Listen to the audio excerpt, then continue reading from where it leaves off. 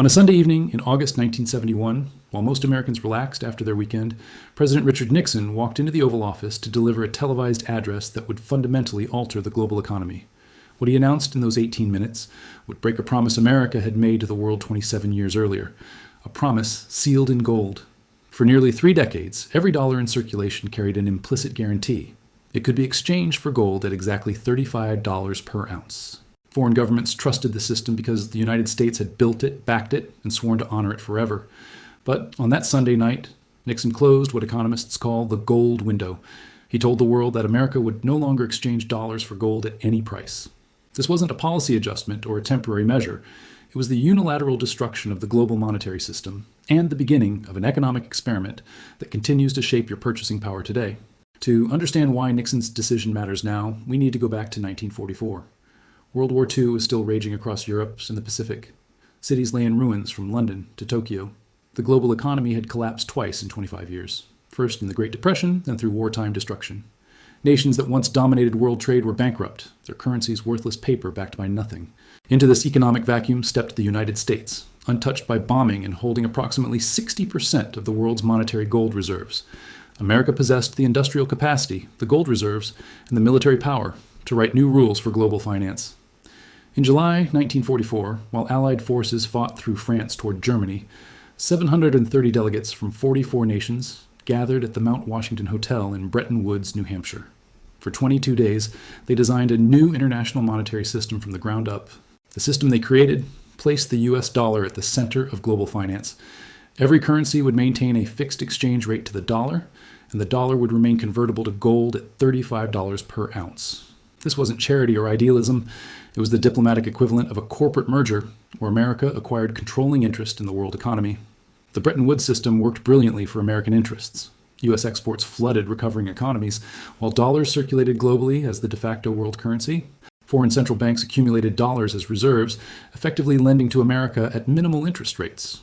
But the system contained a fatal flaw, one that would take 27 years to fully manifest. The design assumed America would maintain fiscal discipline, limit dollar creation, and protect its gold reserves. That assumption proved catastrophically wrong. By the late 1960s, the United States was printing dollars far faster than its economy or gold reserves could justify. The Vietnam War consumed billions annually while President Lyndon Johnson's Great Society programs expanded domestic spending. America was financing guns and butter simultaneously, and the bill came due in gold. The crisis built gradually, then accelerated. By 1971, foreign central banks held claims on approximately $50 billion worth of dollars.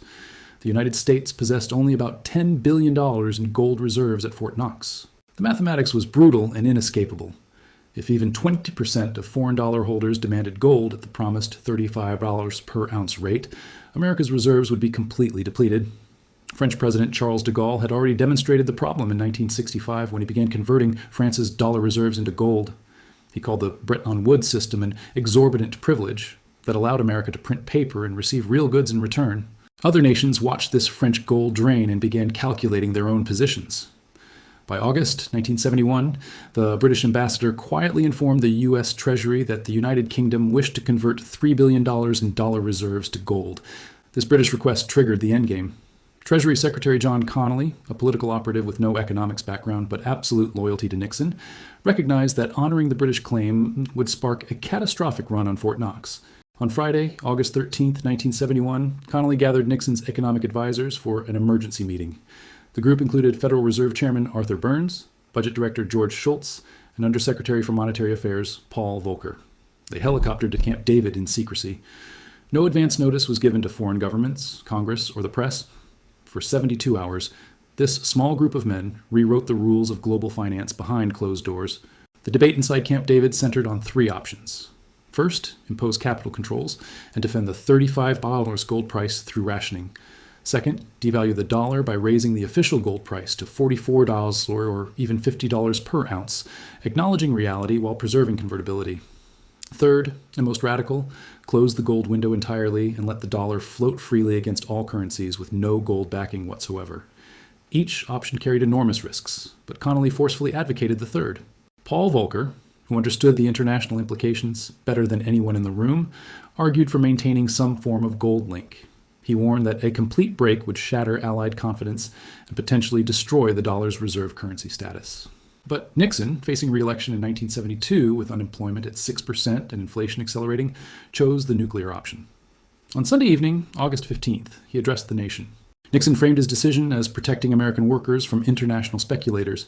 He announced a 90-day wage and price freeze, a 10% tariff on all imports, and, almost casually, the suspension of dollar convertibility to gold. The speech lasted 18 minutes. Nixon devoted less than 1 minute to explaining the gold decision, burying the most consequential policy change in decades between discussions of wage controls and tax incentives.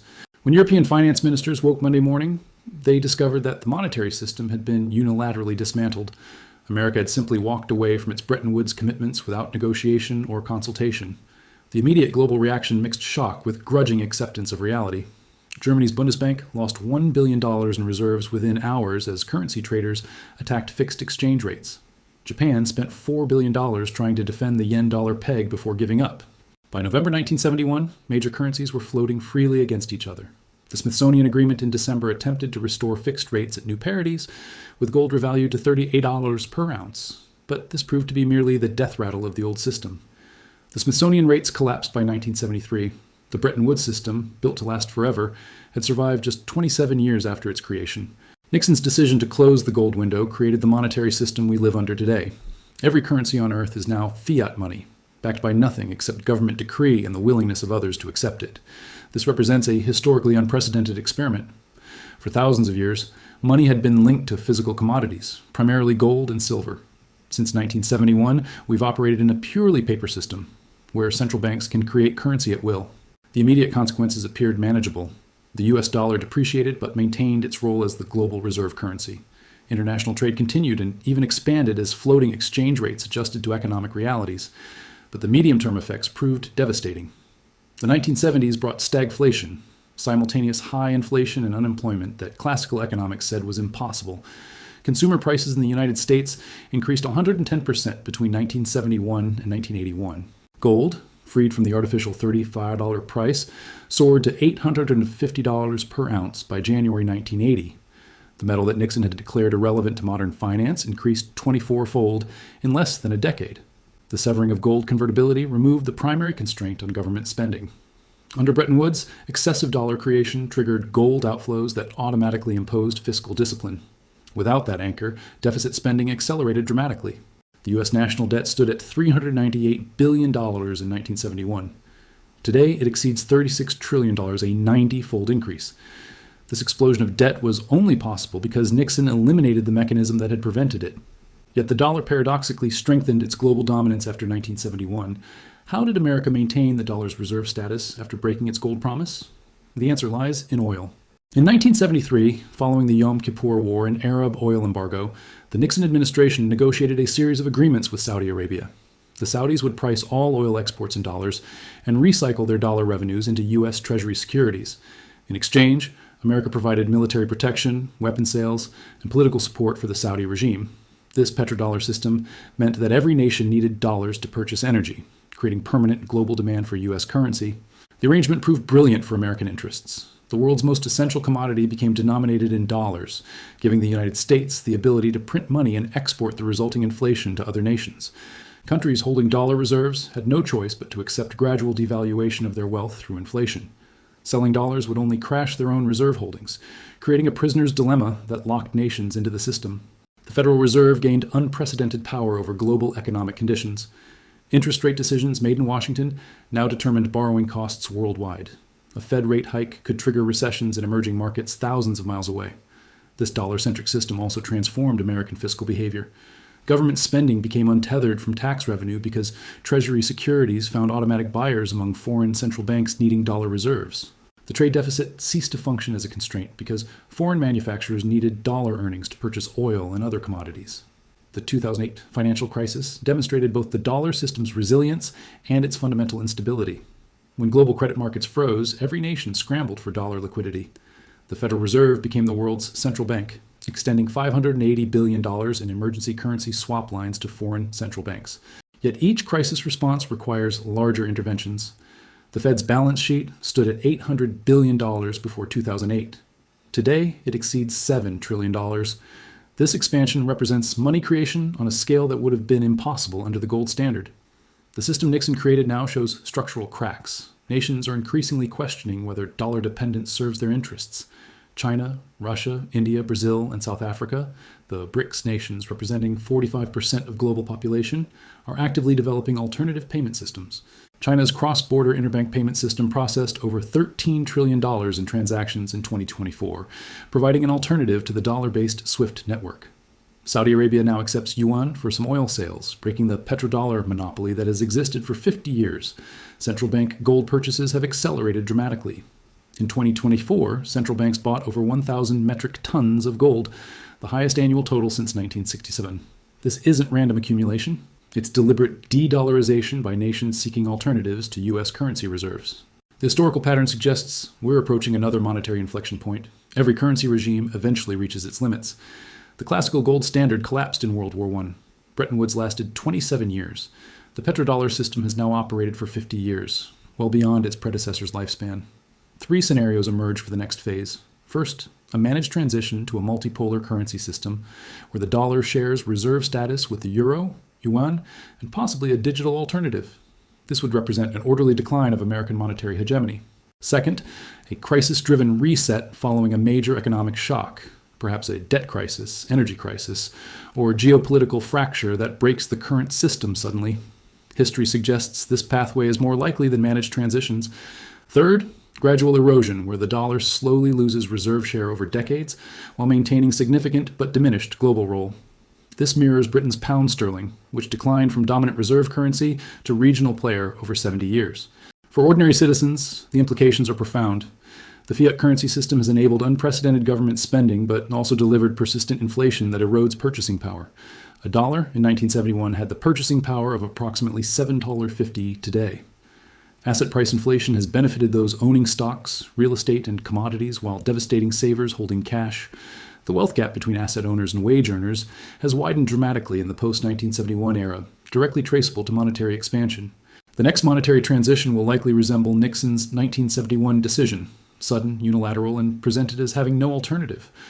Whether that transition involves gold, digital currencies, or some hybrid system, the pattern suggests it will happen during a crisis when policymakers claim emergency powers. Here's what most analyses miss about Nixon's gold decision. It wasn't a betrayal of the Bretton Woods system. It was the system's logical conclusion. The designers of Bretton Woods in 1944 created a structure that assumed American restraint while granting America unlimited temptation. They built a bar with no locks and asked the bartender not to drink. The real lie wasn't Nixon closing the gold window in 1971. The lie began in 1944 when the United States promised it would maintain fiscal discipline despite having the world's reserve currency and printing press. Every empire in history has debased its currency. Rome mixed bronze into silver coins. Spain inflated prices with New World gold and silver. Britain inflated the pound during both world wars. America simply did it through accounting rather than metallurgy.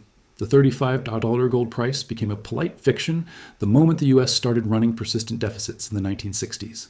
Nixon's decision teaches 3 critical lessons about monetary systems.